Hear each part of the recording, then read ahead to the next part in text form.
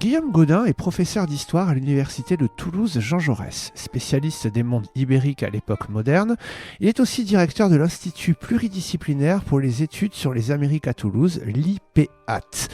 Il organise d'ailleurs, à ce titre, des rencontres intitulées Américas à la librairie Ombre Blanche autour de l'histoire des Amériques. Mais cette fois-ci, Guillaume Gaudin était invité à la librairie Ombre Blanche à l'occasion de la parution de son dernier ouvrage, Le plus loin du monde, la conquête des Philippines par les Hispaniques, 16e, 17e siècle. On était le lundi 3 novembre 2025. Bonne écoute!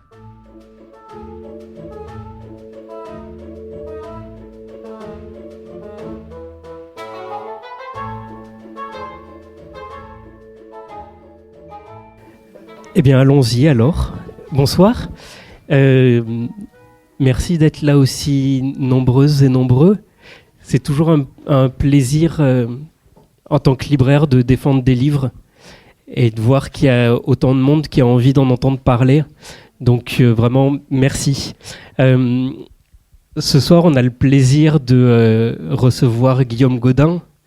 Guillaume Gaudin qui n'est pas que le co-créateur du cultissime quiz de l'histoire à venir, pour lequel tout le monde l'aime particulièrement, mais il a aussi tout un tas d'autres fonctions, notamment d'être professeur d'histoire moderne à l'université Toulouse, à l'UT2J, directeur aussi de l'IPAT, dont il faut que je retrouve le sigle parce que pardon, vous devez le connaître mieux que moi, l'Institut pluridisciplinaire pour les études sur les Amériques à Toulouse. Tu fais aussi partie du comité scientifique de l'histoire à venir. Et c'est toujours un peu un mystère pour moi, mais tu as trouvé le temps d'écrire 2 livres cette année. Le premier pour lequel j'ai essayé de t'inviter il y a quelques mois, qui est publié à la Casa de Velázquez, L'Empire du Soleil couchant. Distance et communication entre Manille, Mexico et Madrid entre 1565 et 1609. Et à cette occasion, tu m'as dit oui, merci. Peut-être on peut attendre quelques mois. Il y en a un autre qui va paraître chez Anacarsis et qui peut-être pourra toucher plus de monde. C'est donc principalement pour ce second ouvrage qu'on te reçoit aujourd'hui, Le plus loin du monde, la conquête des Philippines par les Hispaniques, 16e, 17e siècle, aux superbes et magnifiques éditions Anacarsis. Donc voilà, je suis extrêmement heureux de te recevoir sur cette thématique. Alors peut-être pour initier cette discussion, est-ce que tu pourrais nous expliquer, on parle de Philippines, qui est un nom qui a été donné par les Hispaniques. Qu'est-ce qui se passait par là-bas avant les Hispaniques ? Merci Samuel de ton accueil. La librairie Ombre Blanche, donc ça me fait tout bizarre d'être là devant vous à présenter un livre parce qu'il m'arrive d'être au même endroit, mais c'est pour interroger des collègues, donc jouer le rôle de Samuel. Donc ça me fait vraiment plaisir d'être là et de présenter mon travail devant vous, un grand public.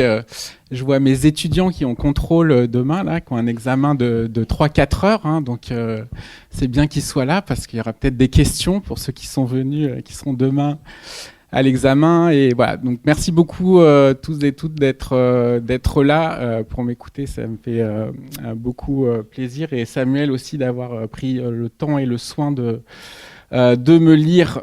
Donc, l'histoire des Philippines, c'est effectivement une histoire assez étrange dans le mot même, cette invention coloniale hispanique.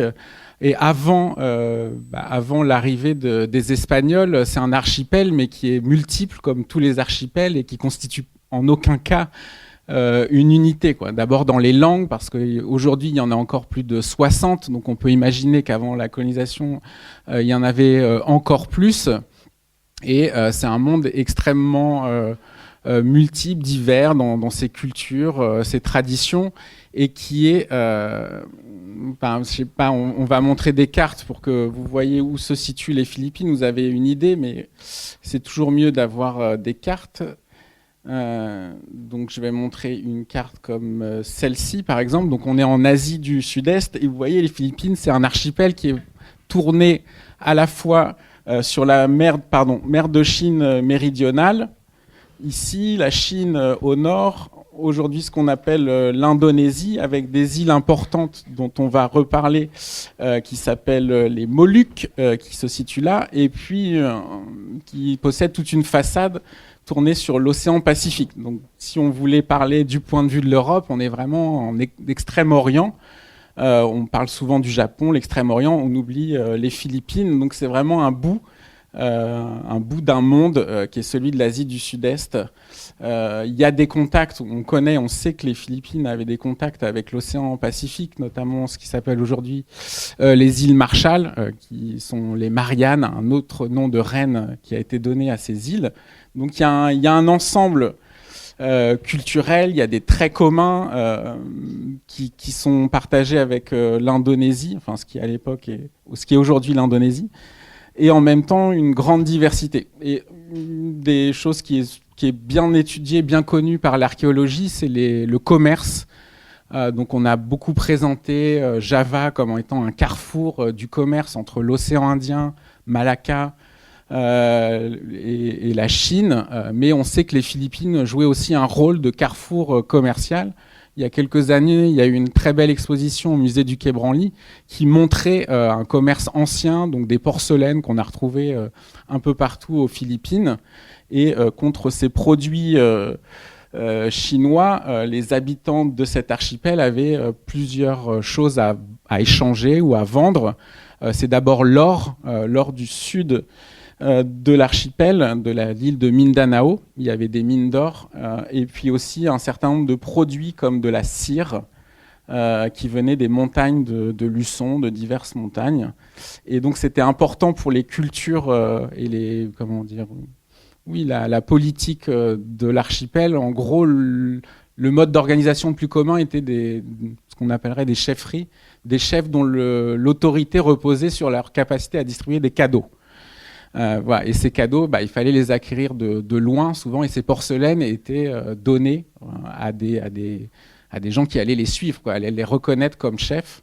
Donc ça explique le commerce et l'inclusion des Philippines déjà bien avant 1565, qui est le début de la conquête espagnole, une insertion des Philippines dans le commerce régional, dans cette région-là.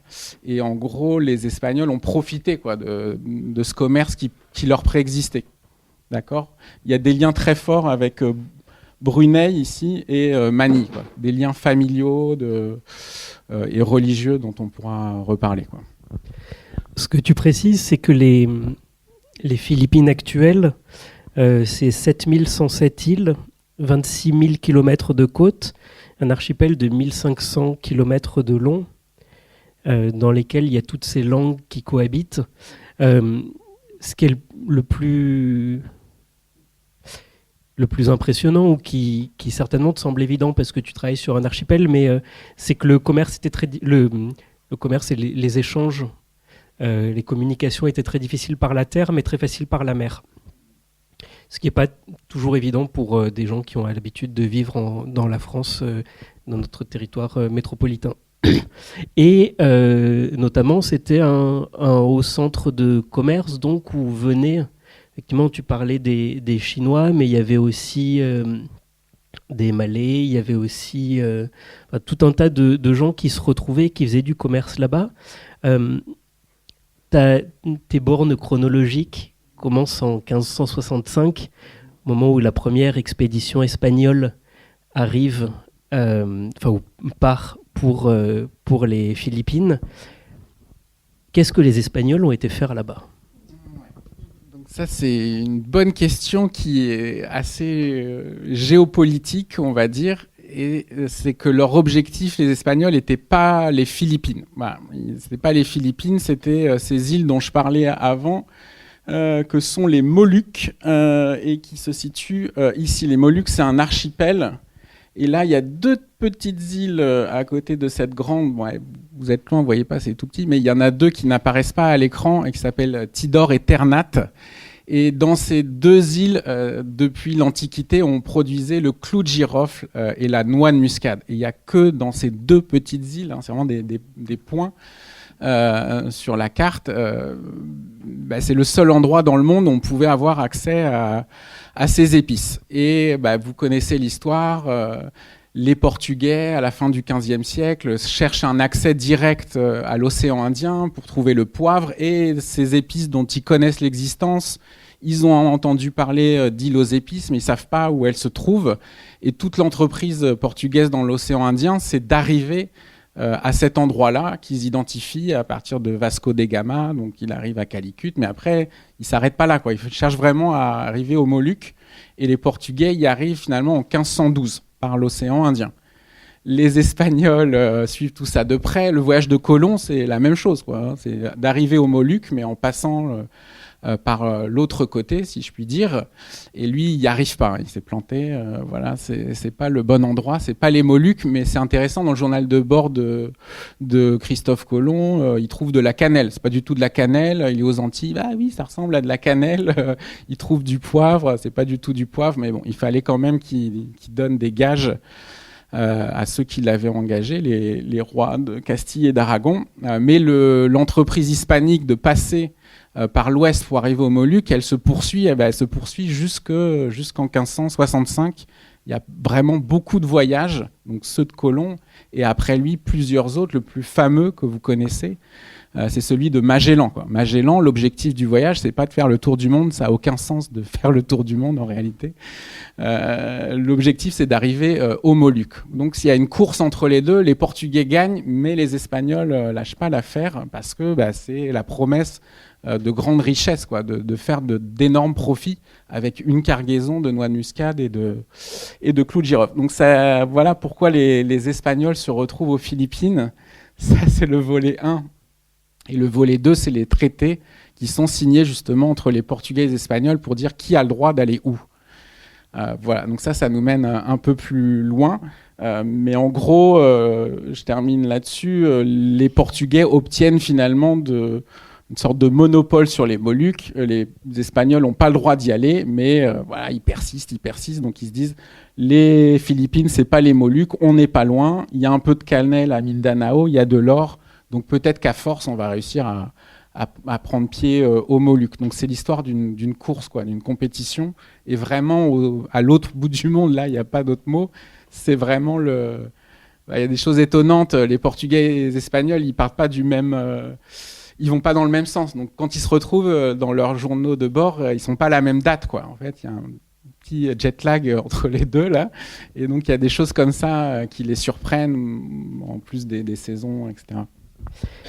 Alors, cette question géopolitique entre les Espagnols et les Portugais, elle est extrêmement importante. Alors, peut-être tu pourrais préciser aussi on a parlé un peu du contexte aux Philippines, mais parler du contexte en Espagne et au Portugal, justement, savoir ce qui se passait à ce moment-là.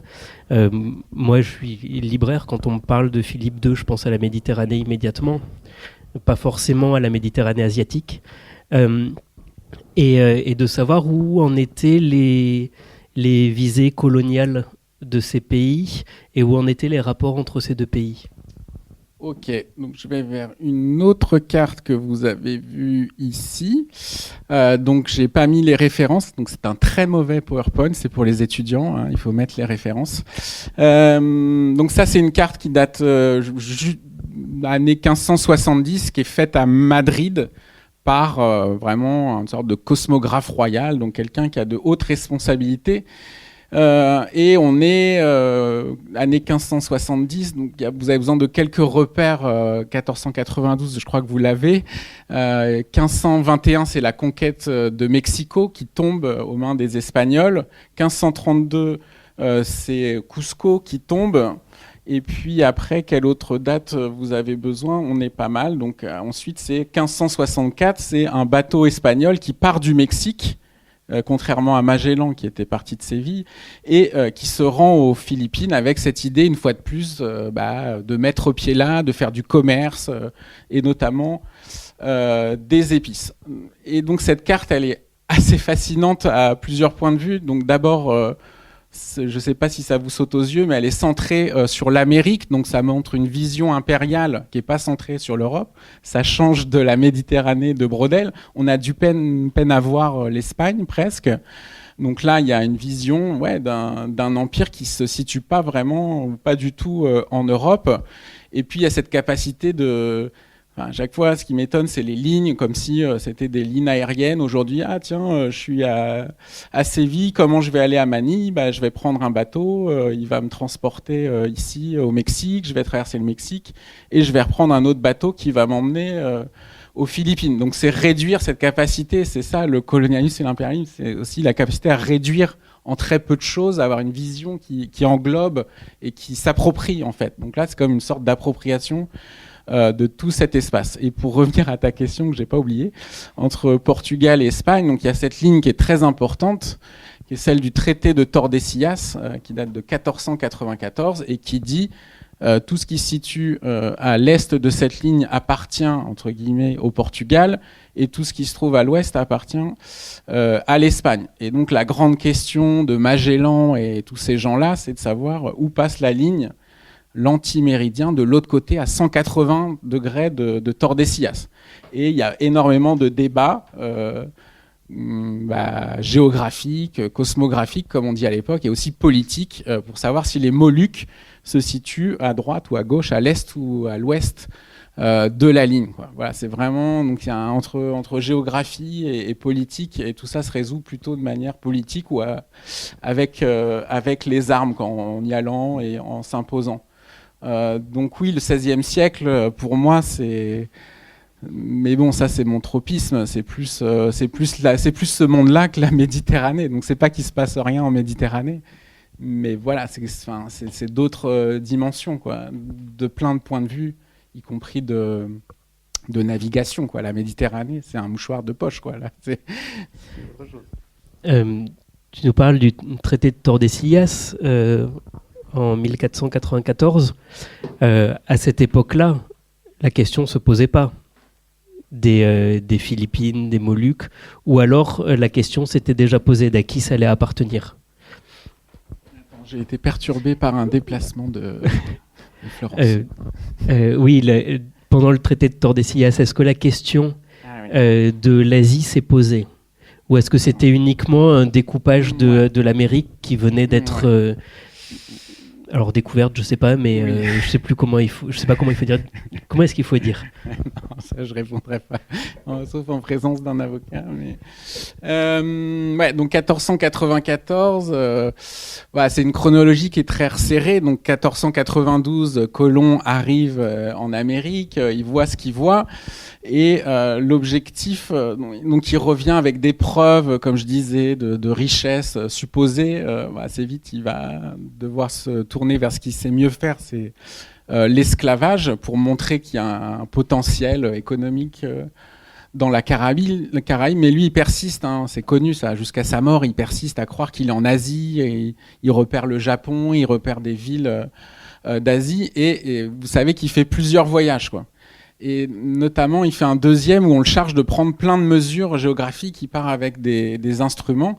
Et c'est pour justement voir qu'est-ce qui est négociable avec les Portugais, quoi. Jusqu'où on peut pousser cette ligne-là, puisque d'abord, il y a eu une bulle papale qui a dit que les Espagnols avaient le droit d'aller à une ligne plus favorable. Voilà, une ligne qui passait ici. Et le traité, c'est pour renégocier la bulle papale. Donc c'est des choses qui sont très très denses en termes qu'on a du mal à imaginer, des négociations entre Rome, Lisbonne, Madrid, entre des gens qui vont sur place prendre des mesures qui sont à peu près toutes fausses. On pourra en reparler parce qu'ils sont incapables de mesurer la longitude. Et ensuite, des négociations diplomatiques. Le pape, c'est un proche il est connu par les séries sous le nom de Borgia, mais en réalité, il s'appelle Borja, et c'est un nom d'une grande famille de Valence, donc il obtient du roi quelque chose de plus favorable. Les Portugais s'en plaignent, et ils vont demander d'avoir cela, quoi. Donc c'est un mélange, mais qui est vraiment propre à l'époque, quoi. Je pense que c'est assez représentatif, quoi, d'aller sur place et après de négocier. sur ces querelles cosmographiques et cartographiques, tu as un chapitre que j'ai trouvé très très fascinant, de savoir effectivement comment est-ce qu'on construit une carte et comment est-ce qu'on mesure le monde à l'époque. Tu expliques notamment qu'il y avait une dispute entre des gens qui étaient dans les cabinets, des théoriciens, qui se basent sur la géographie de Ptolémée principalement, et ensuite les marins qui font des mesures. Est-ce qu'ils se retrouvent? Est-ce qu'ils se mettent d'accord? Donc là, donc déjà, on peut commencer par celle-ci qui est, vous avez remarqué, on peut jouer au jeu des 7 erreurs. Il y a une grosse erreur, c'est que le Pacifique, il est tout petit. L'océan Pacifique est tout petit. Pourquoi il est tout petit? Parce que plus il est petit, plus c'est favorable aux Espagnols. On peut en mettre davantage du côté espagnol. Donc cette carte, elle est évidemment tronquée, extrêmement favorable, et elle correspond aussi à des mesures anciennes de Ptolémée qui pensait que la Terre était plus petite, enfin son calcul était erroné, elle était plus petite que ce qu'elle était vraiment, ce qui était favorable aux Espagnols. Donc ça c'est un exemple, mais on en a d'autres, comme celui-ci que j'aime beaucoup, j'en ai plusieurs. Ah voilà, celui-ci, donc il est réalisé à Madrid en 1566, et c'est l'objet du chapitre auquel tu fais référence. Donc j'ai un chapitre sur une commission de cosmographes qui se réunit après la nouvelle de ce voyage qui a lieu en 1564-65. Donc les Espagnols qui sont allés aux Philippines envoient un messager qui s'appelle Andrés de Urdaneta, qui est un moine augustin et qui était marin aussi. Et avec l'information, voilà, on est arrivé aux Philippines par le Pacifique, et surtout on est revenu, parce qu'ils n'arrivaient pas à revenir, on pourra en reparler. Et il revient avec notamment les journaux de bord de ceux qui ont, son journal de bord, de ceux qui ont fait la traversée du Pacifique, quoi. En 1564, ils sont partis, hop, ils sont arrivés là, il y a plusieurs journaux de bord, et un des objectifs des journaux, c'était de mesurer la taille du Pacifique pour voir où cette phase antiméridien de Tordesillas passait, quoi. Et donc il revient avec ces documents qui sont des documents de la pratique maritime, et il produit ça. Donc un des cosmographes en 1566 produit ce schéma très complexe qui est en fait qui est un peu là pour épater la galerie. Parce qu'il représente, il essaye de calculer, pardon, je vais revenir là, il essaye de calculer quelle est la distance entre une ligne, hop, là c'est l'équateur, donc là en réalité on est à 10 degrés de latitude à peu près, et lui il essaye de voir quelle est la différence de distance entre là et là, d'accord? Donc il fait un calcul assez simple de Pythagore, quoi. Tout ça pour corriger très peu, quoi, parce que 10 degrés ça représente très peu en fait de distance, mais il fait tout un schéma très beau comme ça, et finalement qui se base sur des données qui sont à la base fausses, et ils veulent tous arriver au même résultat, que le Pacifique est beaucoup plus petit que ce que disent les marins, parce que les marins finalement avec les moyens du bord, si je puis dire, ils arrivent à donner une estimation assez proche de la réalité. Et le grand reproche des cosmographes, c'est de dire les marins ils font tout ça. Il y a un mot en espagnol qui est fantasía, qui est pas tout à fait fantaisie. C'est pas fantaisie, c'est qu'ils font ça à vue de nez, quoi. Et donc ce qui se fait sur les bateaux, c'est que tous les jours, dans le journal de bord, on consigne ce qu'on pense être la distance parcourue dans la journée. Et donc les cosmographes disent tout ça c'est fait à vue de nez, c'est à l'estime, c'est pas bon. Nous on a des données qui sont bien meilleures, mais en réalité c'est les marins qui avaient plutôt raison, avec des moyens vraiment limités. Il y a quelque chose que vous connaissez sans doute qui est le lock. Ça vous dit quelque chose? Le lock sur un bateau, à partir du XVIIIe siècle, on lance un bâton à la proue avec un sablier et on regarde quand est-ce qu'il arrive à la poupe du bateau, et on dit ça a pris 10 secondes, et à partir de ça on peut dire à quelle vitesse ça avance le bateau. Mais ils n'avaient même pas ça, les Espagnols au XVIe siècle, c'était vraiment, ils pensaient avoir fait tant de distance. Donc il y a effectivement un débat entre les cosmographes et les marins, et c'est les marins qui ont plutôt raison, ce que je trouve assez chouette quand même, plutôt que ceux qui sont dans les cabinets de Madrid à ce moment-là, quoi. Ils sont 6, c'est vraiment la crème des des cosmographes plutôt âgés. Certains ont connu l'expédition de Magellan, donc c'est vraiment y compris la meilleure science cosmographique européenne à ce moment-là qui se réunit et qui patauge un peu quand même et qui produit des résultats favorables à la politique, quoi, au roi d'Espagne.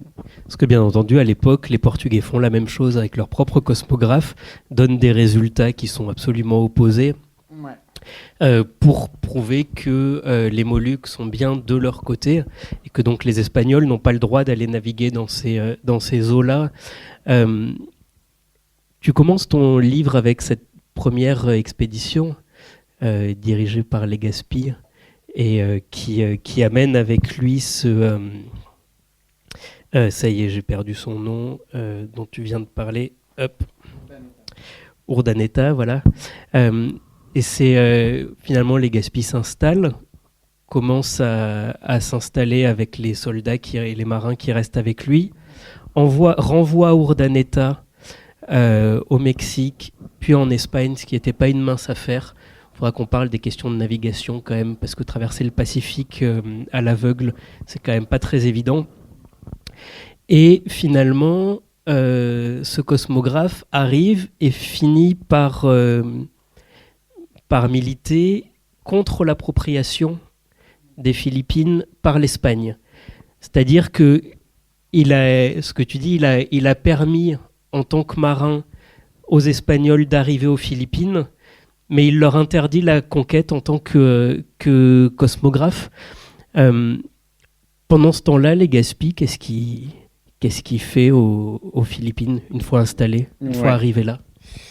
Donc là aussi, c'est quelque chose qui m'a beaucoup intéressé. Je vous ai donné les dates, Mexico, Cusco, Atahualpa, Moctezuma, et les Philippines, c'est une conquête qu'on pourrait qualifier de tardive. Elle arrive bien après cette première vague, et même la deuxième vague de conquête en Amérique, elle est très liée. C'est pour ça que j'ai intitulé le livre « La conquête des Philippines par les Hispaniques » et pas les Espagnols. Pour moi, les Hispaniques, c'est les Espagnols du Mexique, quoi. Donc, tous les conquérants, appelons-les comme ça, qui partent aux Philippines, viennent de la ville de Mexico, quoi. Donc, ils sont très liés. Il y a certains qui ont déjà participé à des conquêtes en Amérique, et il y en a pas mal...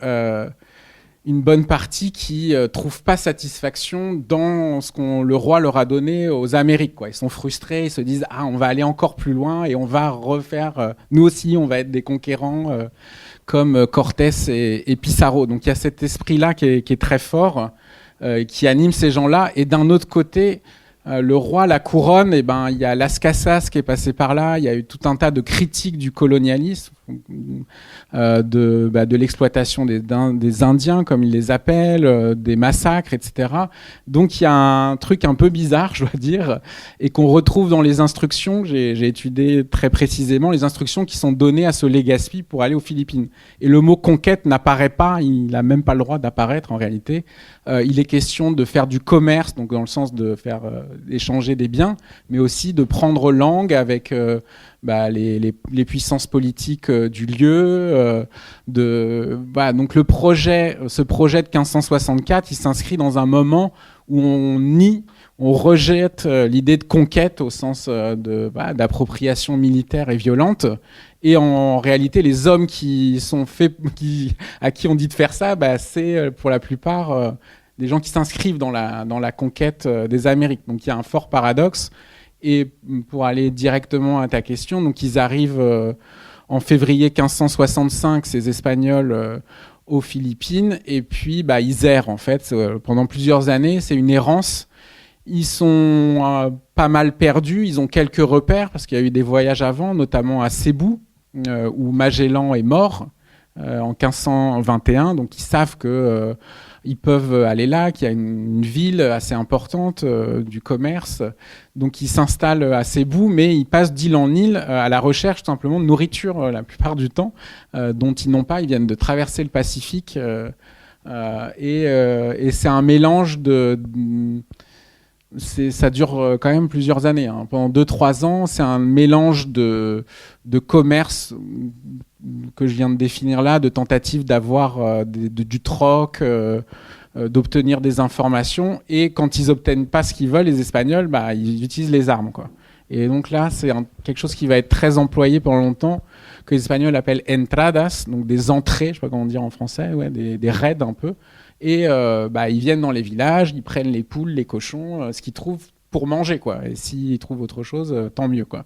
Donc c'est un moment qui est dur pour eux et qui est aussi dur pour les populations locales qui ont pour habitude de fuir. Donc ils sont pas, peut-être les populations locales sont en un sens préparées parce qu'il y a des raids fréquents. C'est des pratiques qui sont attestées avant l'arrivée des Espagnols. Je vous parlais d'avoir comment les chefs avaient besoin de distribuer des cadeaux, et une façon c'était de faire des raids et de récupérer de ce qu'on appellerait des esclaves, quoi. Donc c'est vraiment un moment très flou où les Espagnols, c'est le Gaspi, il navigue vraiment à vue, sans appui. Il a peur que les Portugais l'expulsent, et effectivement des Portugais viennent lui dire qu'est-ce que tu fais là. Au bout d'un moment, les Portugais abandonnent parce qu'ils voient que ça a l'air tellement catastrophique qu'ils vont arriver à disparaître tout seuls, ces Espagnols. Et aussi, ce qu'attend Legazpi, c'est la réponse. Il a envoyé ce Urdaneta. Après, il envoie d'autres messagers. Et l'objectif, c'est d'obtenir du roi l'autorisation de fonder des villes. Voilà, c'est ce qu'il attend. Donc ça, c'est un truc vraiment spécifique qui, en espagnol, se dit poblar. Est-ce que tu peux parce qu'on sent que c'est un début qui est quand même extrêmement fragile pour cette petite troupe. Est-ce que tu peux nous en donner la composition approximative pour savoir qui est parti pour essayer de coloniser? Parce qu'on a l'impression que coloniser un pays, c'est y arriver à des dizaines de milliers, s'installer et puis commencer à peupler, c'est-à-dire à renouveler la population. Ouais, donc là, c'est plutôt une petite troupe, même si les préparatifs sont longs. Il faut construire les bateaux, donc il y a tout des préparatifs qu'on connaît assez bien au Mexique, qui se font sur la côte. Les Espagnols vont recruter dans la ville de Mexico. Ils appellent, on peut imaginer ça dans les rues. C'est principalement, je disais, ce qu'on appellerait des Mexicains de la ville de Mexico. Ils sont 150, quoi. Ils sont 150 marins, soldats. Et quand on dit soldats à cette époque-là, en réalité, c'est des gens. Il y a très peu de soldats professionnels. Mais la grosse différence avec nos histoires de Cortés et Pizarro, c'est qu'ils sont payés par le roi. Donc ça fait quand même une grosse différence. Dans cet esprit de ne pas entreprendre une conquête, au lieu de passer un contrat entre un chef de guerre et le roi, là c'est plutôt, je vais utiliser une image de fonctionnaire, quoi. C'est des gens qui sont payés par le roi, alors que Cortés, il est parti tout seul, il n'était pas payé par le roi, et donc il devait se payer en prélevant un butin. Voilà, c'est pas le cas ici, donc il y a quand même cette volonté, j'expliquais, de contrôle. Et puis après, si tu veux, très vite, et ça va durer, je pense, très longtemps, les Espagnols meurent. Ils meurent beaucoup, quoi. Il y a un énorme turnover. Il y a peu d'Espagnols qui arrivent à s'implanter aux Philippines, à y rester longtemps, parce que c'est la guerre un peu continuelle, les maladies, bien sûr, et puis presque la faim, quoi. Donc vraiment, pendant plusieurs décennies, voire plus, je dirais, jusqu'à la fin du XVIIe, les Philippines, c'est un monde précaire pour les Espagnols. Tu parles d'une mortalité d'à peu près 15% chaque année. Et tu donnes un exemple, même les gouverneurs qui sont en charge de ce lieu changent à peu près tous les 3 ans. Sur les 8 premiers, il y en a 6 qui meurent sur place. En moyenne au bout de 3 ans de maladies, d'assassinats, tout ça. Après, c'est violent et compliqué pour les hispaniques. Ça l'est aussi pour la population locale. Ouais, donc ça, effectivement, c'est un point important que je résous pas tout seul. C'est la question de savoir de l'impact qu'a eu la conquête pour les populations locales dans tout l'archipel. Et pendant longtemps, et ça a été un peu la légende de la conquête des Philippines qui a été entretenue par l'historiographie hispanique, quoi, les Espagnols qui ont fait l'histoire de cette conquête. Et jusqu'à récemment, il y a un livre important publié aux États-Unis dans les années 50 qui dit que la conquête des Philippines a été douce est plutôt pacifique. Pourquoi ? Parce qu'elle a été menée principalement par des religieux, quoi. Contrairement à l'Amérique où c'était de sanguinaires conquistadors. Et dans les années 2000, une étude a été menée vraiment très très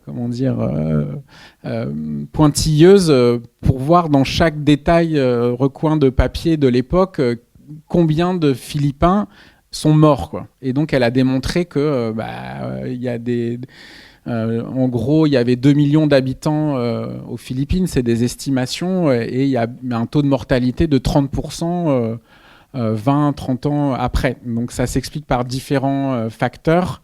La violence de ces entradas et compagnie, la mise au travail par les Espagnols, au moment où on passe la conquête, il y a un mouvement de colonisation, de mise au travail des populations, et les maladies, il y a plusieurs sources qui parlent aussi de maladies. Le mythe étant que les Philippines étant partie du vieux monde, il y aurait eu des maladies qui seraient connues avant l'arrivée des Espagnols, contrairement à l'Amérique où les populations n'étaient pas immunisées. Donc il y avait ce mythe-là, Amérique, catastrophe démographique, et Philippines, non, en fait c'est inexact, quoi.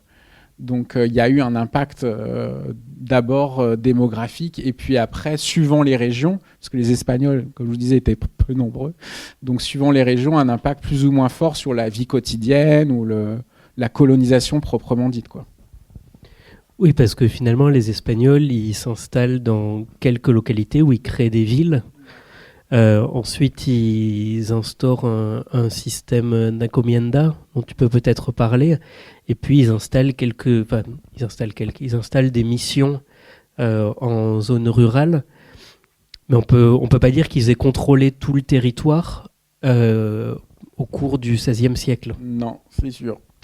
Au contraire. Donc là, ce qui se passe, c'est deux choses. Donc je vous disais, ces Espagnols qui arrivent, ils demandent au roi de poblar, qui veut dire fonder des villes. Et le sous-entendu de poblar, fonder des villes en espagnol, c'est on a le droit de s'approprier le territoire, quoi, au nom du roi, quoi. C'est le mot-clé qui est un euphémisme pour conquête.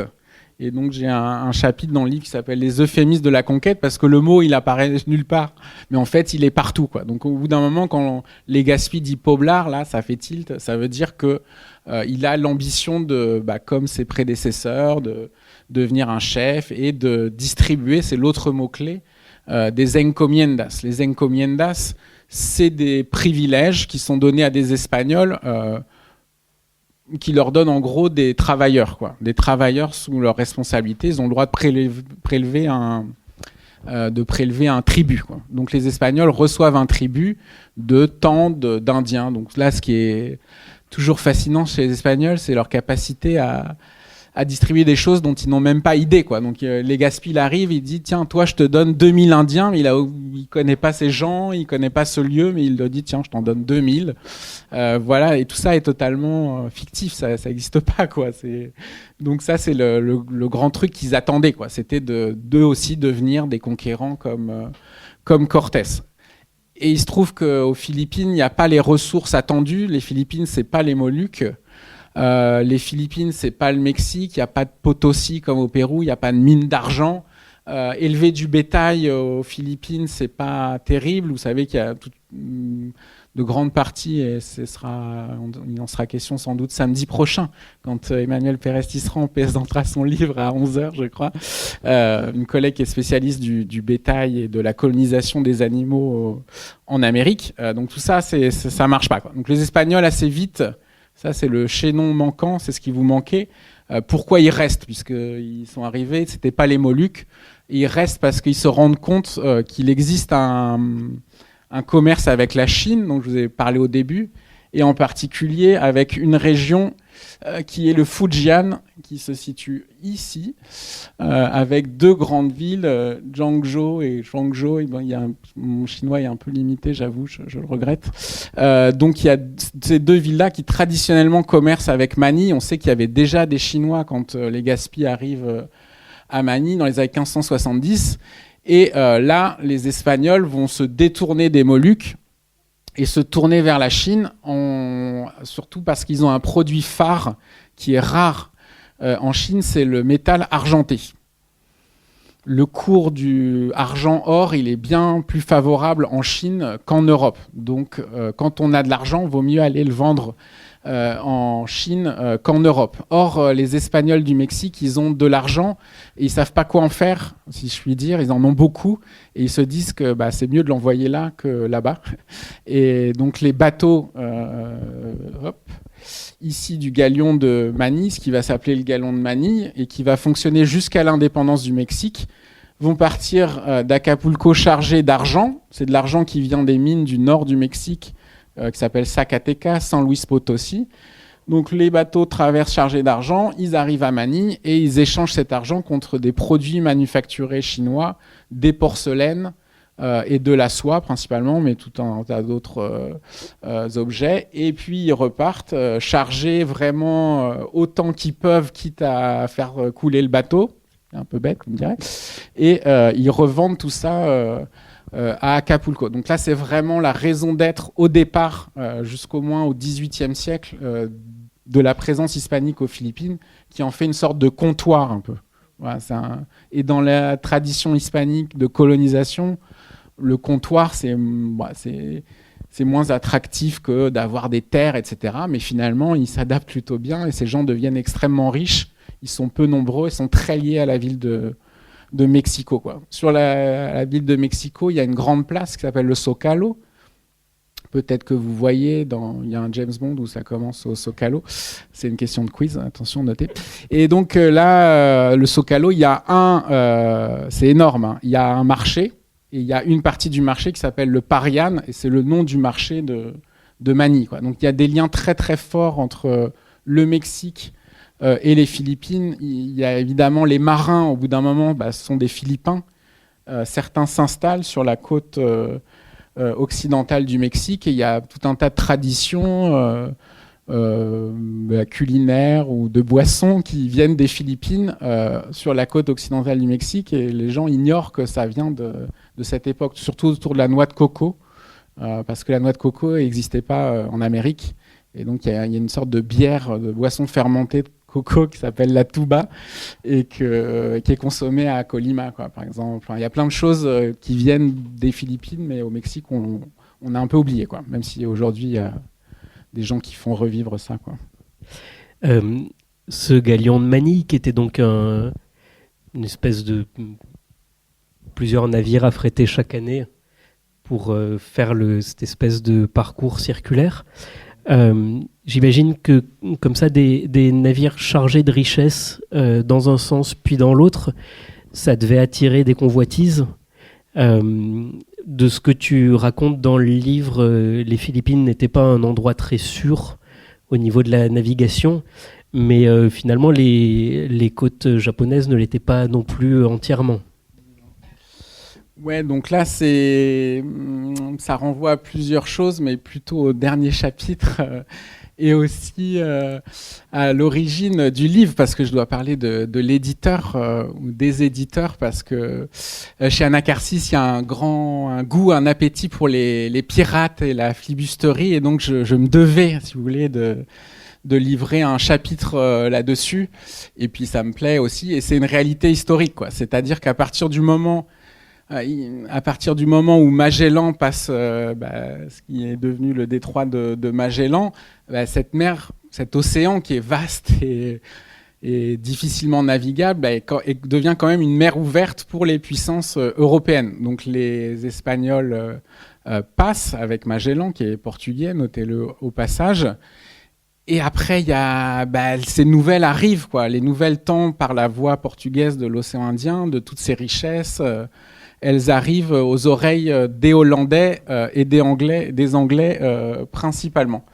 Donc là, on est plutôt à la deuxième moitié du XVIIe siècle. La nouvelle du galion de Manille arrive aussi. Le premier non-espagnol à passer le détroit, c'est Drake. Donc on est à la fin du XVIe siècle, et Drake, il a déjà fait tout un tas de ravages dans la Caraïbe.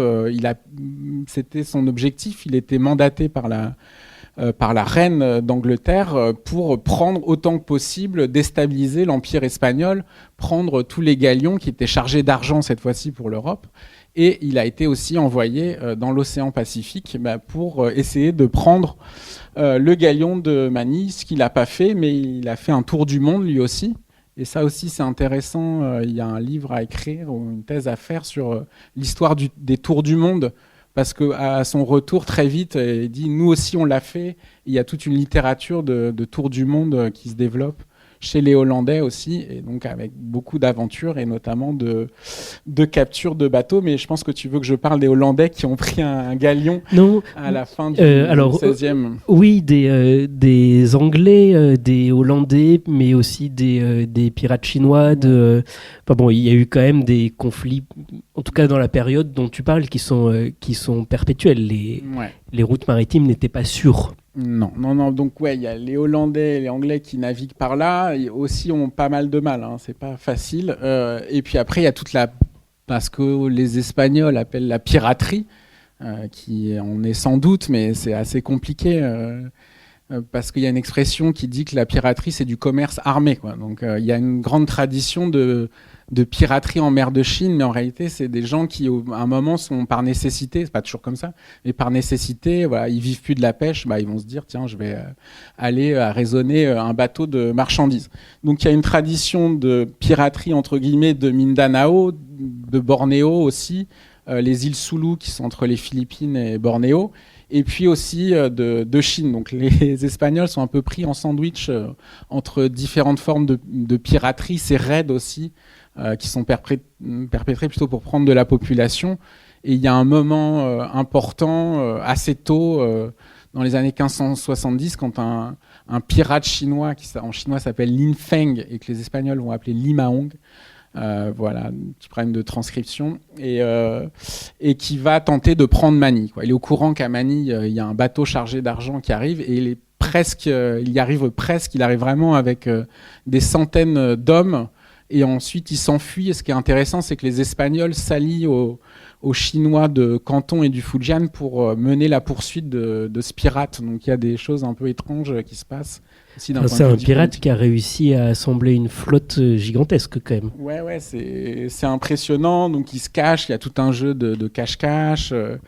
Mais donc ça, si je suis pas spécialiste de la piraterie en mer de Chine, mais ce type de pirate qui arrive à réunir de grands bataillons, si on veut, quoi, c'est peu fréquent, quoi. Mais il y a une piraterie endémique, et l'histoire des rapports qu'a l'Empire chinois avec la mer, c'est une histoire de limiter justement le commerce, d'imaginer un monde hermétique. Donc il y a tout un dispositif pour empêcher le commerce, parce que ça favoriserait soi-disant la piraterie. Et ce qui est favorable aux Espagnols, c'est que les Chinois ouvrent, donc là je parle de l'Empire, ouvrent le commerce en se disant finalement si on autorise, si on légalise, il y aura peut-être moins de pirates, quoi. Donc ils commencent à autoriser le commerce quand les Espagnols arrivent, et ça c'est plutôt favorable aux Espagnols, quoi, en fait. Ouais. Et du coup, après les Anglais et les Hollandais qui arrivent, qui mènent des courses officielles de leur part, c'est une des choses intéressantes dans ton livre, c'est que tu pointes du doigt le fait que les Hispaniques qui arrivent aux Philippines, ils retrouvent des musulmans, ce qui leur permet d'avoir un ennemi connu depuis longtemps. Alors, ce sont des musulmans de Bornéo, mais ce sont des musulmans. Et après, ils se mettent à se battre contre des luthériens et des calvinistes, les Anglais, les Hollandais, qui leur permet finalement d'être très bien inscrits dans une géopolitique mondiale des conflits religieux en tout cas, qui étaient très courantes à leur époque.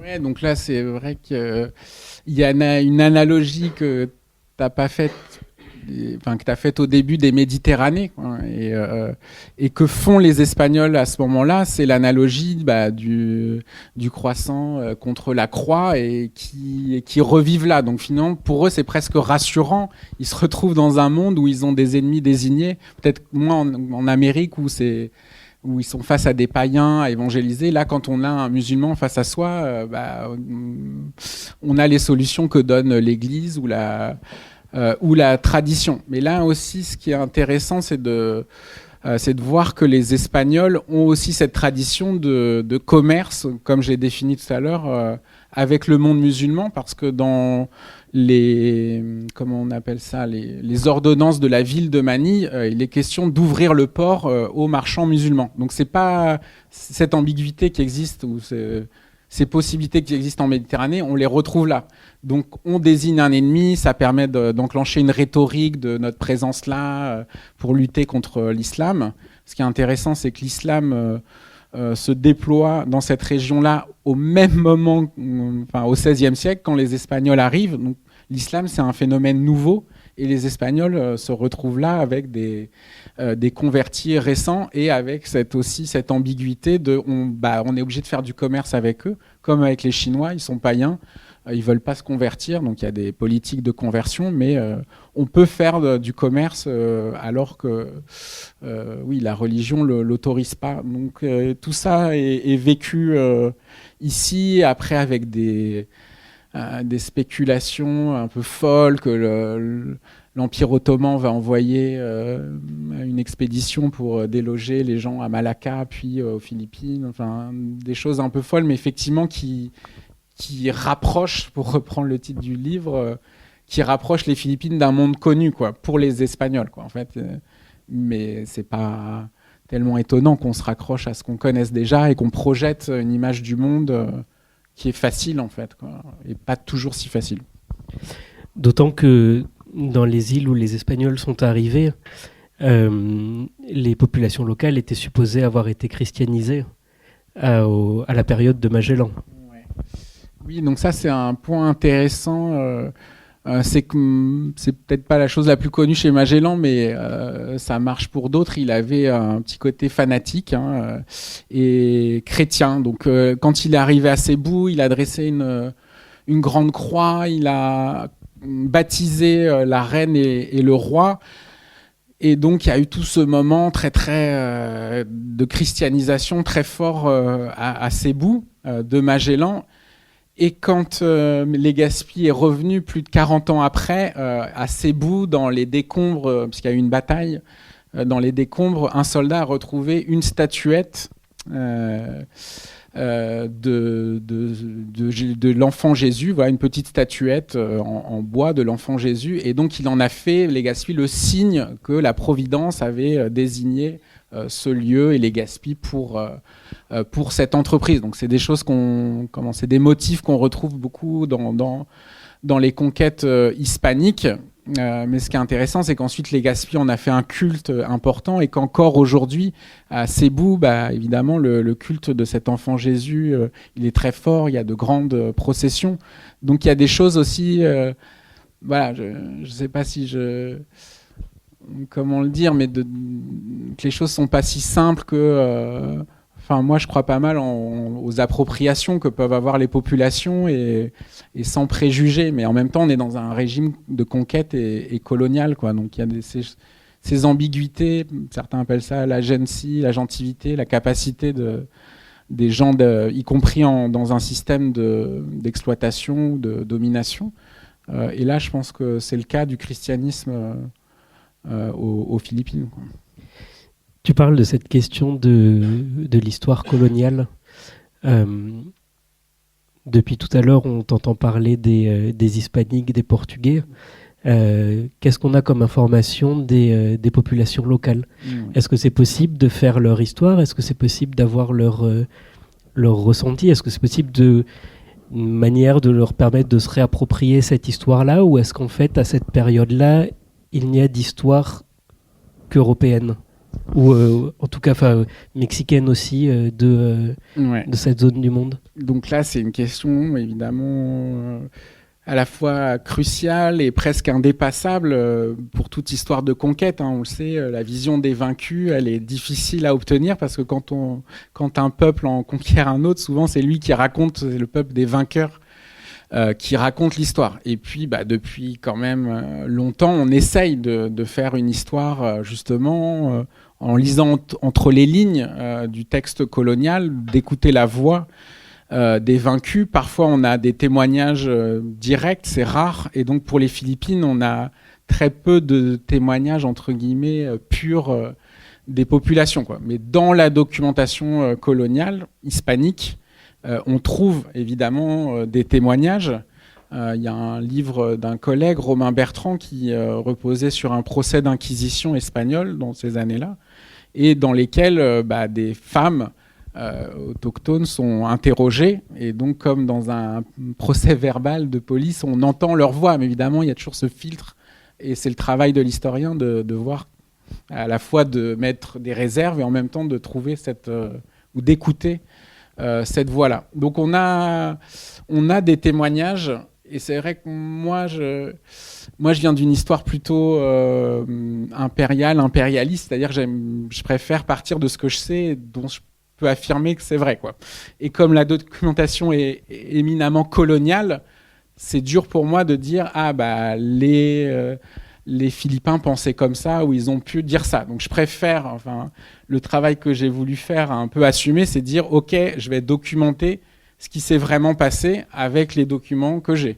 Et quand j'avais la voix des populations, donc pas beaucoup, je dois l'avouer, j'ai essayé de la signifier, de la mettre en avant, les informations que j'avais, ce que j'ai expliqué par rapport à ce qu'on sait de la période préhispanique, j'ai essayé de l'expliquer aussi. Donc voilà, je ne suis pas arrivé tout à fait à une histoire à parts égales, mais j'ai fait ce que j'ai pu, quoi. Voilà. Et il y a encore du travail à faire, peut-être sur la période du XVIIe siècle. Après la conquête, il y a de plus en plus de documents.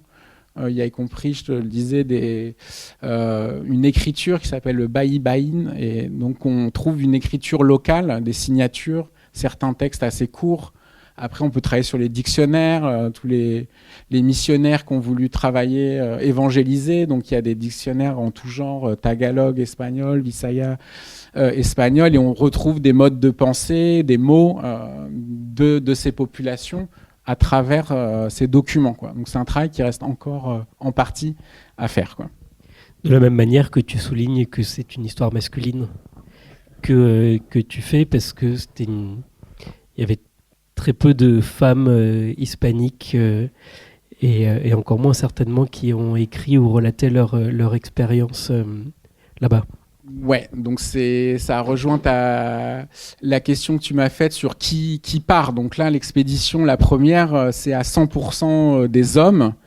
Ensuite, des familles, des femmes peuvent venir. On en a des traces et pas mal de collègues travaillent dans une perspective d'histoire du genre sur ces femmes plutôt espagnoles, mais aussi des populations locales. Donc là, il y a quand même encore un bon chantier, et ça reste le monde hispanique des Philippines reste très masculin. C'est des soldats qui sont pris au Mexique pour être envoyés, parfois des forçats.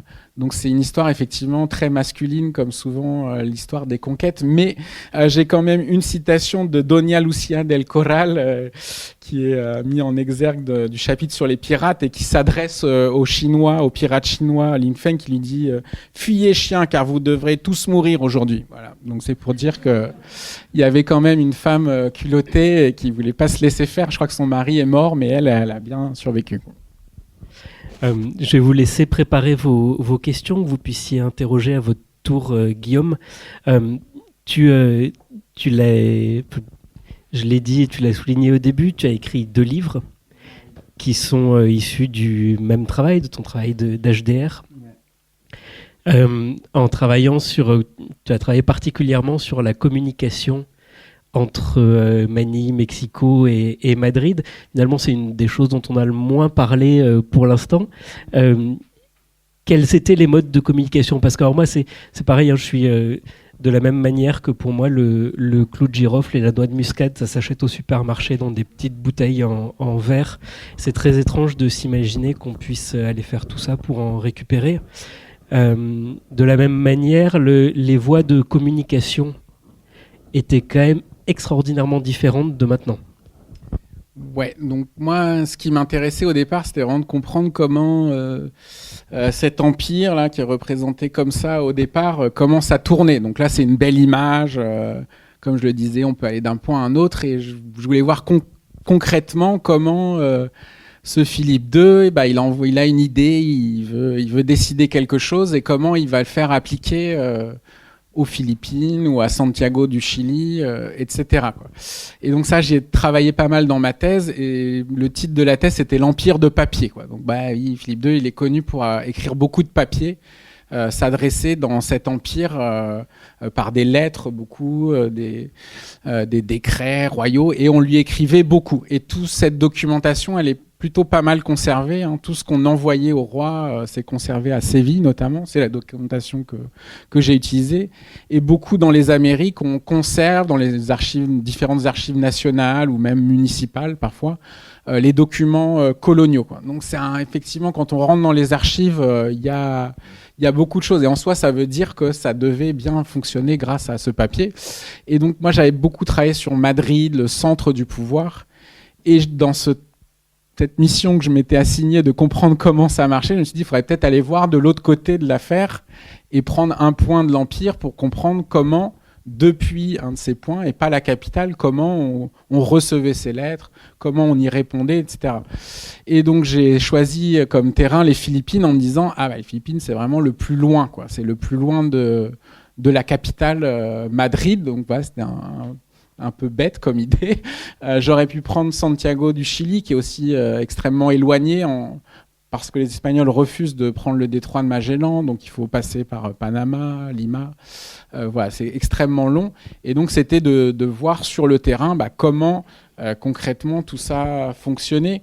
Et très vite, mes découvertes, c'est que d'une part, on envoyait des lettres, quand on était à Manille, on envoyait des lettres par ce galion de Manille, ok, mais je me suis rendu compte qu'on envoyait aussi des lettres par la voie dite portugaise. Donc les Espagnols qui étaient à Manille envoyaient des lettres à Malacca, où se trouvaient les Portugais, puis à Goa, et par Goa, hop, la lettre arrivait à Lisbonne, puis, si tout se passait bien, à Madrid. Et puis aussi, je me suis rendu compte que des lettres pouvaient passer par l'ancienne voie, celle traditionnelle du Moyen-Âge. Et on a des traces, effectivement, de messages qui circulent par le Moyen-Orient, Bassora, enfin Hormuz, Bassora, Alep, voire, mais ça c'est plus rare, par la mer Rouge, Aden, Le Caire. Donc en gros, ils profitaient de l'ensemble des dispositifs de communication de l'époque. Et le deuxième point qui m'a surpris et qui me semble être un résultat de ma recherche, c'est que la lettre ne suffisait pas. Quoi. Donc ils écrivaient pas mal, mais ils se rendaient compte que ça marchait pas. Que quand on écrivait au roi, soit il répondait pas, ou soit il répondait à côté, et que c'était mieux de voyager en personne et de s'adresser directement au roi. Donc dans un cas extrême comme les Philippines, entreprendre le voyage, c'est quand même, quoi qu'on en pense, une aventure, mais qui était concevable et conçue. Voilà, on va y aller, on va envoyer quelqu'un et on va obtenir davantage de choses. Et ils n'avaient pas tort, ça marchait plutôt pas mal, plutôt que d'envoyer des lettres, quoi. Donc il y avait un peu ça, sorte un peu d'anthropologie de la communication. Qu'est-ce que c'est de s'adresser par écriture ou en vis-à-vis? Il y a des passages amusants où la personne dit « Je confie cette lettre à Samuel, mais vous n'avez pas besoin de l'ouvrir parce que Samuel va mieux dire ce qu'il dit dans la lettre que la lettre, quoi, par exemple, des choses comme ça. » Ceci dit, quand on est Legazpi, qu'on vient d'arriver aux Philippines, qu'on aimerait bien avoir un peu d'aide parce qu'il y a quasiment tout le monde qui est mort et qu'on envoie un courrier au roi d'Espagne pour essayer d'avoir ce secours, il y a un moment, il faut serrer les fesses quand même, parce que ça a dû lui sembler bien long. Ça prenait combien de temps d'envoyer les lettres qui passaient ou les courriers qui passaient par le galion de Manille? Oui, alors ça c'est quelque chose qui m'a pas mal occupé. C'est que j'ai pris des lettres et j'ai essayé de les suivre, ou des personnages, combien de temps ça prenait. Donc ça on le sait assez bien, de Acapulco à Manille, ça prenait entre 2 et 3 mois. 2 et 3 mois. Et il y a cet endroit qui s'appelle la mer des Dames, et je crois qu'aujourd'hui les marins appellent ça le poteau noir aussi dans ce coin-là, parce que ça n'avance pas, il n'y a pas beaucoup de vent. L'avantage, c'est que vous avez à vous positionner ici, comme je disais, autour de 10 degrés de latitude, et les courants et les vents vont vous porter jusqu'aux Philippines. Donc jusque-là, tout va bien, les Hispaniques ont réussi à maîtriser. Ce qu'ils ont eu du mal à trouver, ce qu'ils ont finalement trouvé qu'en 1565, c'est le voyage retour. Jusque-là, ils n'arrivaient pas, ils ne savaient pas où aller. Et donc ce voyage retour, il consiste, vous voyez, à monter très haut jusqu'à 35 degrés de latitude, parfois encore plus haut. Il y a des témoignages de grand froid, quoi, des gens qui meurent de froid parce qu'ils sont allés trop haut. Et après, de traverser le Pacifique jusqu'à la Californie et de redescendre jusqu'à Acapulco. Et le voyage retour, lui, dure à minima 5 mois. Et donc, je ne connais pas toutes les histoires de navigation du monde, mais ce serait l'une des plus longues navigations sans escale de l'histoire, quoi.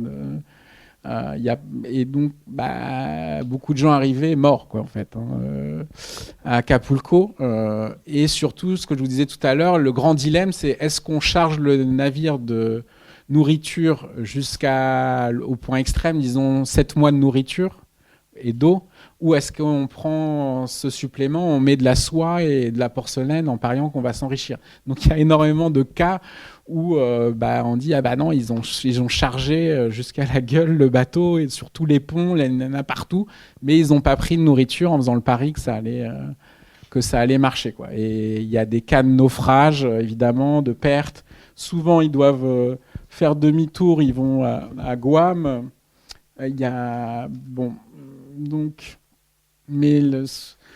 Avec tous les voyages que j'ai retrouvés, finalement, ils s'en sortent plutôt pas mal. Vu les conditions maritimes, il y a un lien qui est pas constamment, pas tous les ans, mais qui est maintenu. Et puis après, j'étudie, une fois qu'on est à Acapulco, si vous voulez aller à Madrid, il faut traverser le Mexique. On vous oblige à passer par Mexico pour dire bonjour au vice-roi. Ensuite, vous allez à la Veracruz. Et ce qui est intéressant, c'est que la navigation dans le Pacifique et dans l'Atlantique, c'est pas les mêmes calendriers, quoi. Donc, si vous voulez aller très vite, une fois qu'on est à Acapulco, on part des Philippines avant la saison des typhons. On part au mois de juin. Après, ça devient vraiment compliqué. Les typhons, c'est mes petits ronds là. On arrive au mois de novembre dans le meilleur des cas. Et si on veut aller très vite à Séville, il faut prendre un bateau en décembre à la Veracruz, quoi. Et sinon, il faut attendre le prochain qui est au mois de mars. Donc la vitesse de déplacement dépend aussi de cette synchronisation ou désynchronisation. Pareil avec la voie portugaise de l'océan Indien. Donc il y a des phénomènes de décalage. C'est pas des mondes continus, quoi. C'est des mondes hachés, quoi.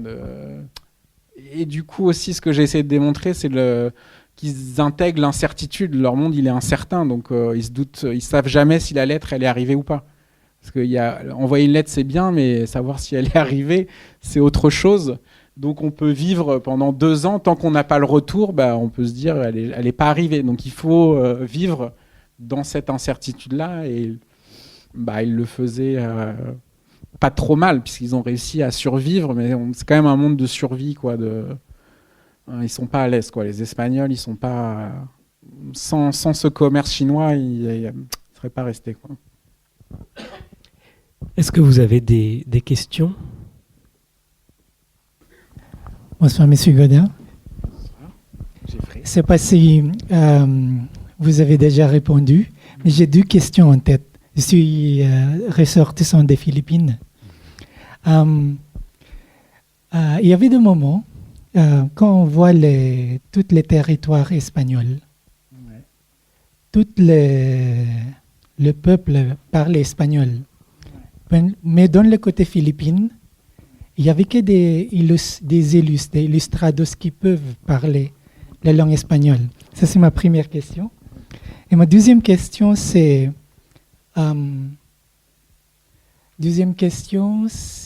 j'ai eu une discussion avec quelqu'un.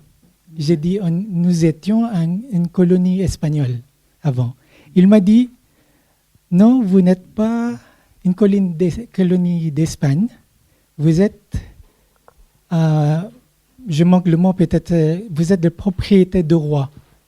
Donc je voulais poser cette question, je ne sais pas si c'est lié, mais ça c'est mes questions. Ok. Donc la première question sur la langue, je me la suis posée récemment. Et du coup, j'ai demandé à un collègue qui est spécialiste du 19e siècle, parce que c'est là que ça se passe. Donc les Ilustrados, c'est en gros au 19e siècle, les Philippins qui sont passés par l'université, qui ont voyagé en Europe, qui ont fait leurs études et qui sont totalement hispanophones, le plus connu étant José Rizal, un héros de l'indépendance philippine, mais il y en a d'autres. José Rizal, il a passé pas mal de temps à Paris, où il y a une communauté, etc. Et donc, il parle espagnol. Donc, là, je pense que la comparaison peut être faite avec l'Amérique, je ne sais pas pour le Brésil, mais c'est que les populations indigènes ne parlaient pas l'espagnol la plupart du temps. Ça pose la question du métissage aussi. Est-ce qu'aux Philippines, il y a eu un niveau de métissage comme certaines régions d'Amérique ? Et en Amérique, c'est très contrasté, quoi. Il y avait des régions métissées et d'autres qui sont restées totalement indiennes et qui parlaient leur langue, chacun, qui ont conservé leur langue. Donc aux Philippines, sans doute que les habitants autour de Cebu, Manille, des centres de colonisation, parlaient espagnol. Mais on peut imaginer que dans le nord de Luçon ou dans certaines îles, ils n'ont jamais parlé espagnol. Et vous savez que le pari des missionnaires depuis le début, c'était d'apprendre eux les langues. Ils se sont dit, ça va aller plus vite d'évangéliser les gens en apprenant leur langue plutôt que d'abord leur faire apprendre l'espagnol pour les évangéliser. Donc il n'y a pas eu une hispanisation massive, quoi. Et après, donc pour partager avec vous ce que m'a dit le collègue du spécialiste du 19e siècle, c'est que que le projet des Ilustrados au 19e siècle, c'était de faire l'espagnol la langue commune aux Philippines. Mais comme les États-Unis sont arrivés par là, ce projet n'a pas eu lieu, quoi. Je ne sais pas si on peut le dire comme ça. Et la deuxième question, c'est la question de la propriété. Ce n'est pas une conquête, c'est une appropriation. Donc là, c'est tout un monde, quoi. C'est toute une question des mots qui sont les nôtres aujourd'hui pour parler de réalité du passé. Donc j'ai dit que les Espagnols n'aimaient pas trop utiliser le mot conquête parce qu'ils voulaient pas, c'était pas très chrétien. Donc ils préféraient par exemple pacification. C'était le mot officiel, quoi. C'est des mots qu'on entend encore aujourd'hui, hein, dans certains contextes. Les Espagnols ont dit non, là c'est bon, on va pacifier, quoi. Et en même temps, certains de ces Legazpi et compagnie, pour eux, le conquistador, c'était quand même chouette d'être conquistador. Donc le mot, on trouve les deux en même temps. Et après, juridiquement, formellement, les terres qui étaient prises au nom du roi étaient propriété du roi, quoi. C'est-à-dire que toute la terre et tout le sous-sol et les fruits appartenaient au roi d'Espagne juridiquement. Et c'est pourquoi l'encomienda dont j'ai parlé, j'espère que les étudiants prennent bien les notes là, hein, parce que demain matin il y a l'interro, je rappelle. L'encomienda, c'est on délègue à une personne de la force de travail. On donne pas la terre, quoi. Donc formellement, c'est une appropriation, ouais. Et après aussi, il y a une collègue australienne récemment qui a fait un très beau livre qui s'appelle genre Incomplete Conquest, conquête incomplète, pour dire que jusqu'au 19e siècle, jusqu'en 1898, il y a une bonne partie des Philippines qui n'étaient pas sous contrôle espagnol. Il y a plein de parties qui se géraient toutes seules, qui n'étaient pas colonisées, et ça vaut pour l'Amérique aussi, quoi. Il ne faut pas imaginer la conquête comme un truc. Il y avait très peu d'Espagnols et beaucoup d'endroits où il n'y avait pas de contraintes coloniales fortes. D'autres, si, quoi. Ça...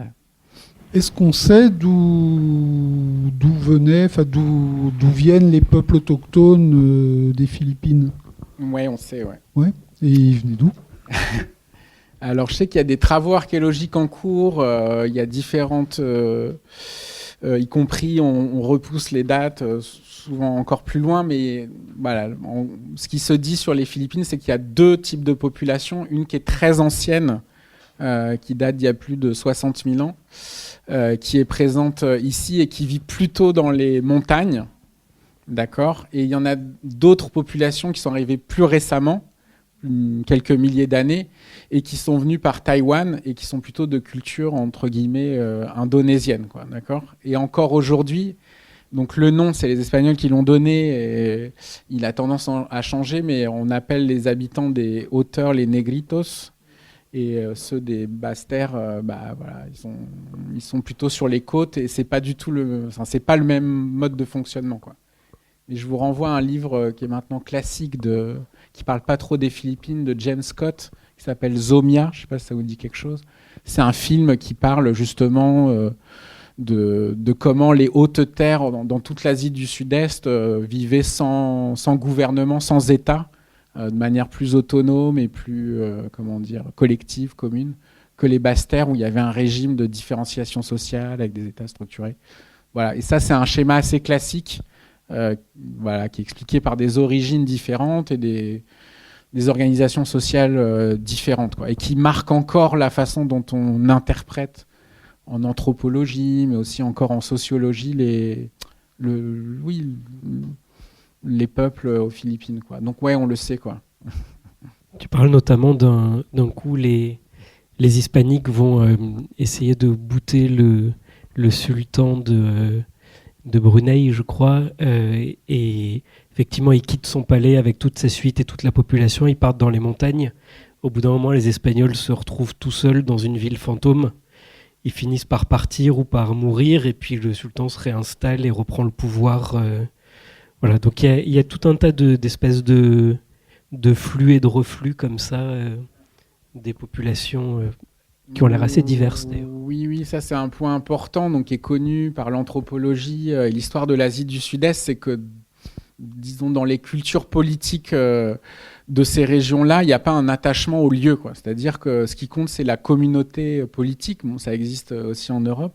Mais donc, la ville ou le royaume, il existe que parce qu'il y a un roi et une population qui suit. Donc, laisser la plupart du temps, quand quelqu'un attaque, la politique, c'est de fuir, quoi. Ça ne veut pas dire qu'on rend les armes. Ça veut dire qu'on va aller vivre ailleurs. Et il y a beaucoup ça pour ce qui est aujourd'hui Singapour. Ça change de place 4-5 fois, voire plus. Mais le royaume, lui, subsiste. Donc, dans toutes ces populations, il y a la question de la fuite. Et c'est pour ça les Espagnols...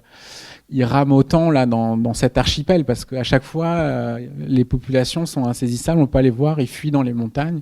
Donc c'est la méthode la culture une sorte de culture politique et aussi de guerre. C'est une façon de lutter contre ces raids qui sont très fréquents, quoi. Voilà, et ça déstabilise les Espagnols, quoi, qui aiment bien les batailles rangées, quoi.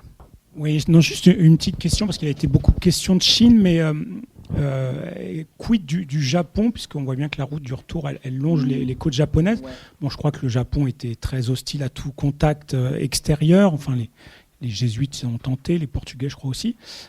Mais est-ce que les Espagnols n'ont pas essayé à la fois pour peut-être faciliter le voyage retour ou pour faire du commerce, de faire escale au Japon, ou même de faire naufrage au Japon, j'en sais rien. Oui, c'est une très bonne question. Merci, Monsieur Roseau.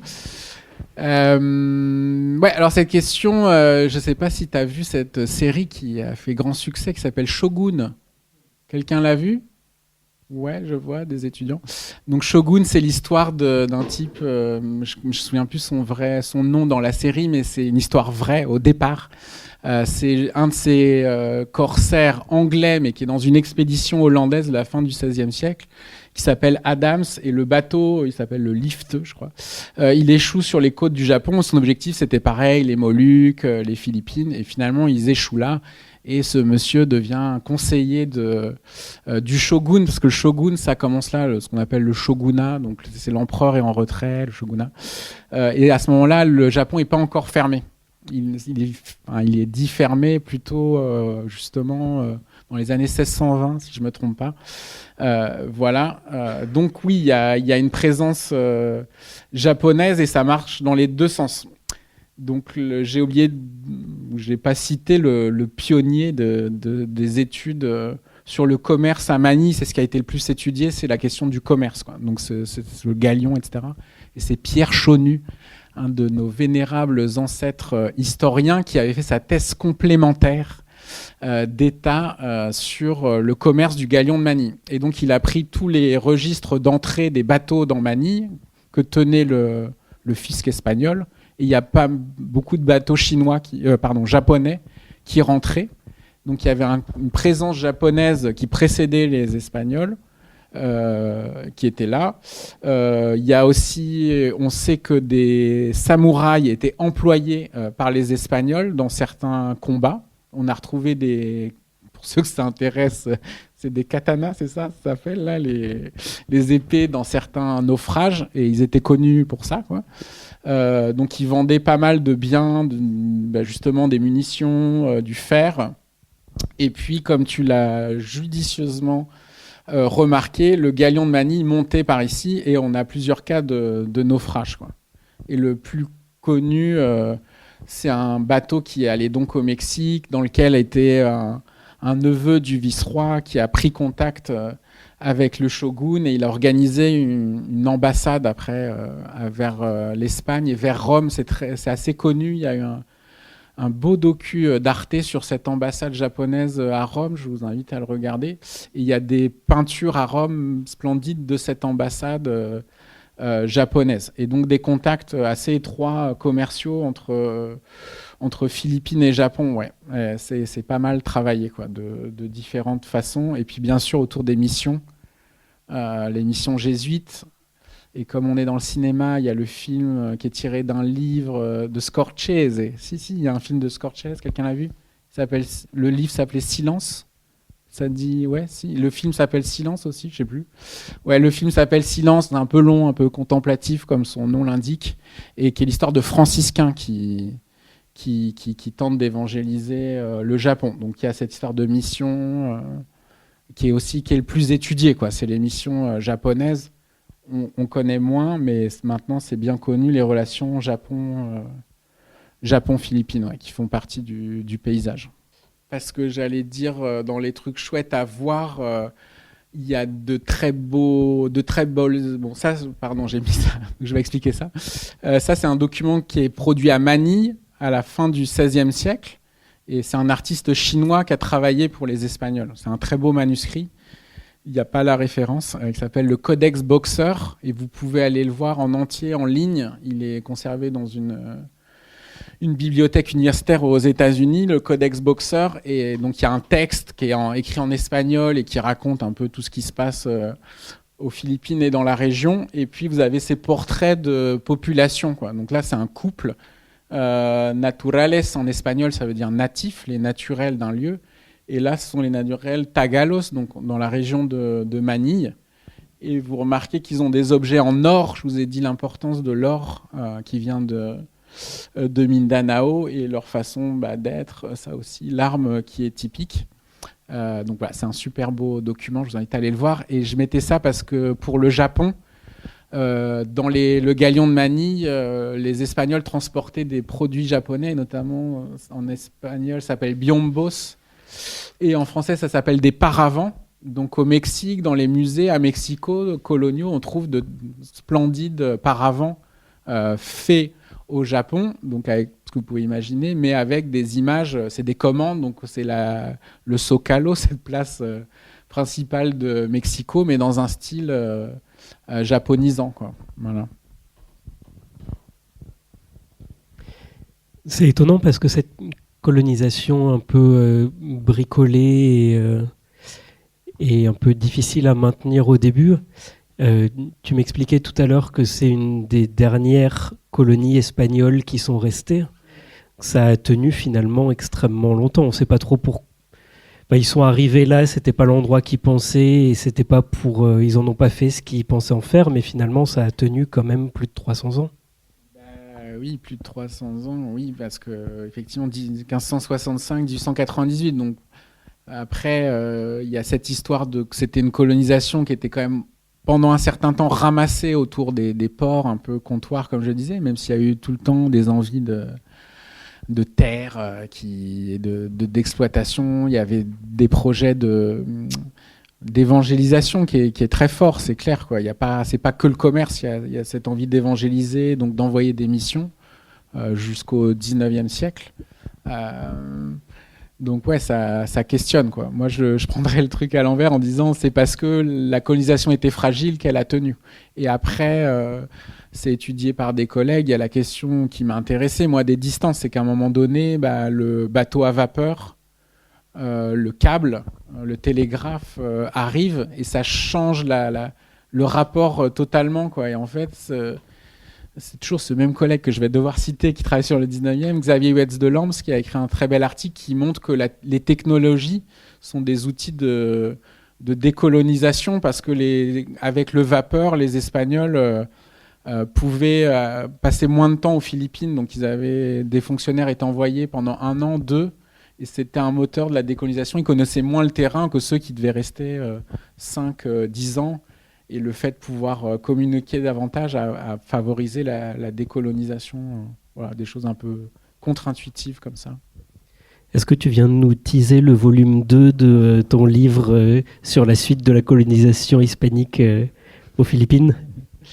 Ouais, donc là, je m'intéresse davantage aux questions environnementales, comme pas mal de collègues, d'historiens en ce moment, d'historiennes, de poser la question qu'a fait la colonisation, cette présence hispanique, à la nature, à l'environnement, aux Philippines. Donc ça a été pas mal travaillé par l'Amérique.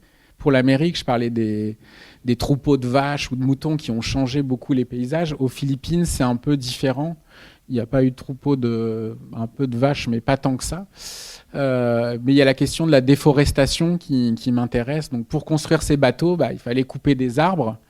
Donc voilà, c'est une question qui m'intéresse. Tous les matériaux nécessaires, les fibres qui servaient à faire les bateaux, qui s'appellent abaca, si je ne me trompe pas. Donc il y a une plante très fibreuse qui a été très exploitée encore jusqu'à nos jours, ça existe, mais beaucoup au 19e, et qui préexistait. Je te parlais de l'huile de coco, il faut graisser les cordages pour pas qu'ils rompent, et donc on les graissait d'huile de coco. Donc tout un tas de produits qui ont permis de maintenir cette présence hispanique, et je cherche à savoir qui allait chercher ce bois, qui le coupait.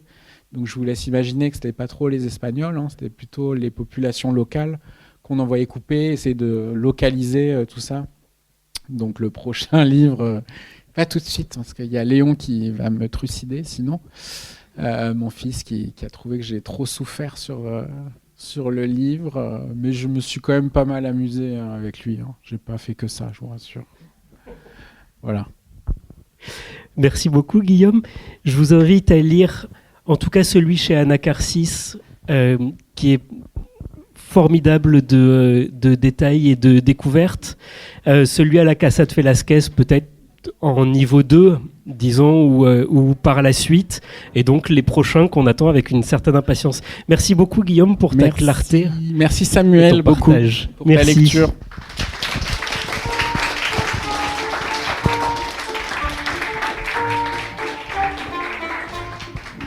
Le plus loin du monde, la conquête des Philippines par les Hispaniques 16e siècle, 17e siècle de Guillaume Gaudin est paru aux éditions Anacarsis. Vous venez d'écouter une rencontre enregistrée à la librairie Ombre Blanche le 3 novembre 2025. Réalisation et mise en onde Radio avec la collaboration de Radio Plus et Radio Terre.